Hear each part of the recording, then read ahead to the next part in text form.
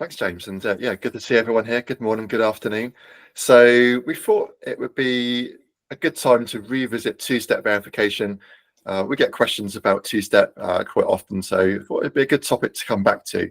I know we've talked about it previously, but it is an important topic.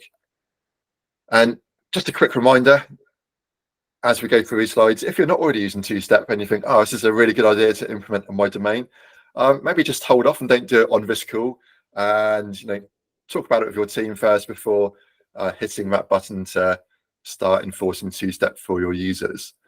So two-step verification, what is it? Well, it adds an extra layer of protection to your Google accounts, and that extra layer could be a security key. In fact, I've got a list here.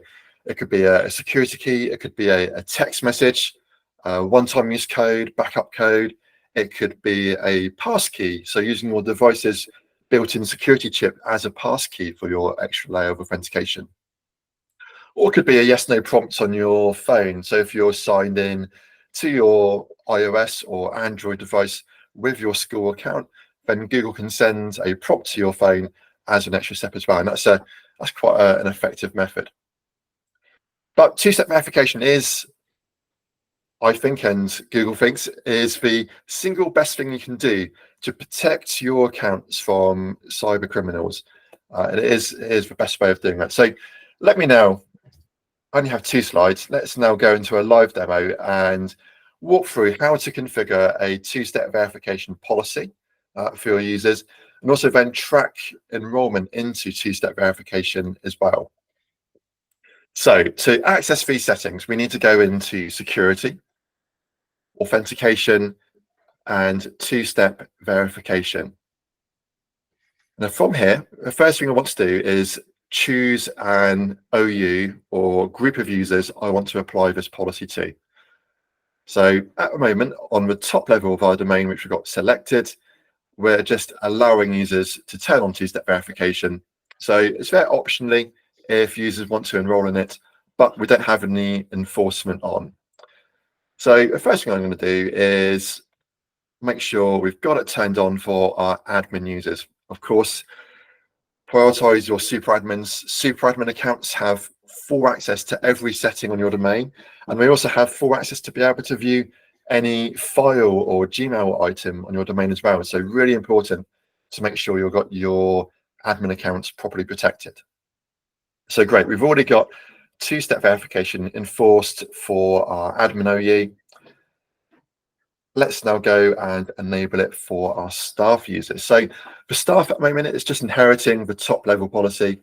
So what I'm going to do is I could either turn it on now and enforce two-step verification now, but the downside of doing this is if there are users who haven't enrolled any two-step verification methods already, they're going to be locked out. So best practice is to set two-step to come on from a particular date. So let's give everyone until the end of a month. This way, when a member of staff signs back into Google, it will automatically prompt that user then to enroll in two-step verification. I can skip it, but at least we're getting that automatic notification there as well. I'm also going to select a new user enrollment period.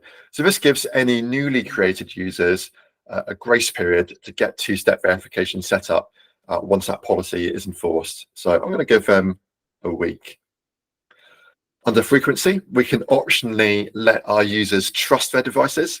So if a staff member always uses the same device, they want to trust that device, then they won't be prompted for two-step verification every single time on that device, unless of course Google detects a suspicious action or login event from that device. In that case, it would be prompted again, but normally they wouldn't have to go jump through that extra hoop every single time.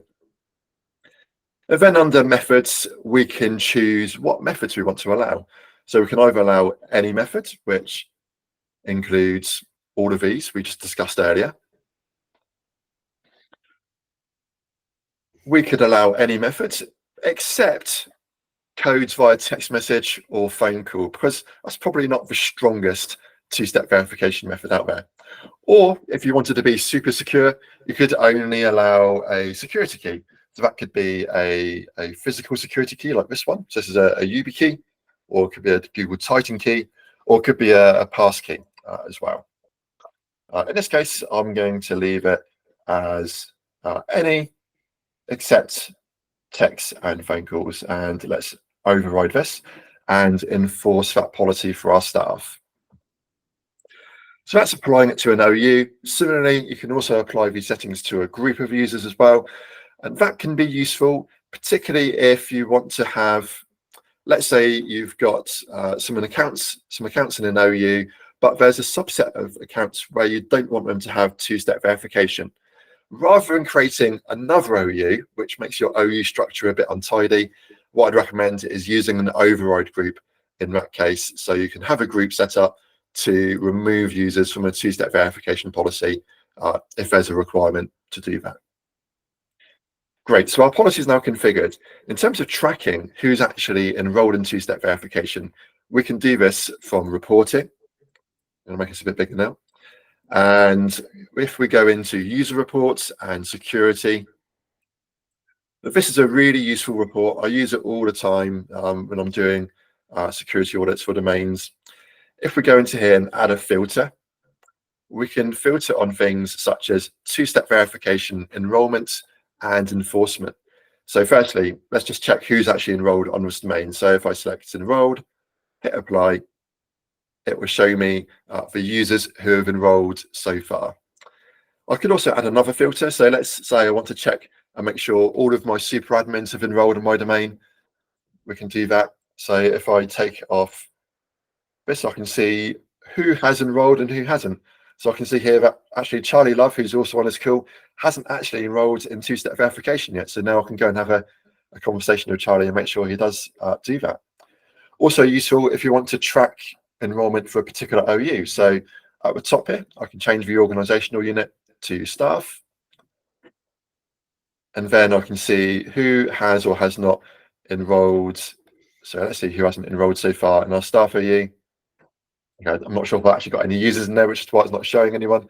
But yeah, so you can easily then track enrollment on your domain. You can export this list as well. So if you wanted to send a message to everyone to say, okay, you've not already enrolled in two-step verification, it's going to be enforcing this date, then you could export that list of users from this interface and then drop that into Gmail and send a notification to those users in addition to the notification that they'd receive when they do log on to two-step verification to Google.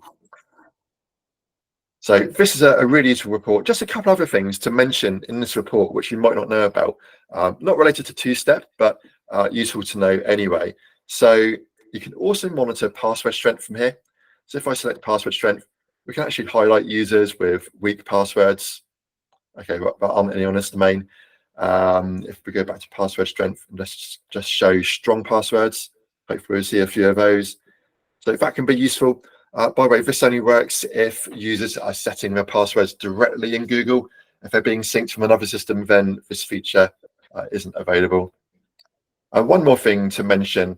A while ago, we mentioned less secure apps because Google are locking down access to less secure apps. So apps which just use a username and password to authenticate, which actually bypasses two-step verification. So that's being locked down this autumn. So you can actually use this report to find any users who might have less secure apps configured. That would be highlighted here. So yeah, really useful report, the security report. Do have a look at it for your domain. Now let's go and have a look at two-step verification from a user's point of view. So if we go and let's have a look at my user account. That's me. So one of the recent changes to this page is we now have a security tab. This is where you can see things such as two-step verification enrollment, and I can also generate backup codes for this user. Backup codes really useful if a user has forgotten their phone, which they're using as a second method, or maybe they've lost their phone or changed or lost their security key.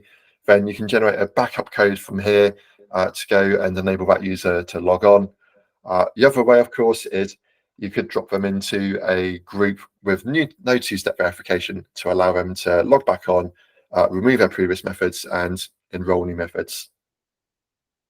But probably better to generate a backup code, as then it doesn't actually remove that requirement. Also here I can see any security keys which have been added. So I can see on this account, I do have one security key enrolled there. And as an admin now, we can actually add security keys from this interface as well. One last thing to highlight here, the other new tab which Google added, which I really like, is this new tab, the Investigate tab, which is a way of quickly launching the investigation tool and viewing logs related to this user. So really good for quickly finding spam-related messages for this user, or what failed sign-in attempts or suspicious sign-in attempts there have been recently. So yeah, I find this really useful enhancement as well. So just to recap, two-step verification, highly recommend enabling this firstly for your admin users. For your admins, really encourage you to be using security keys for that. So a physical security key, that is the strongest method of two-step verification. After you've got it enabled for all of your super admins and delegated admins, then make sure you do also roll it out to your staff, or at least those users who do access any sensitive data. It's a single best thing you can do to protect your users from cyber attack.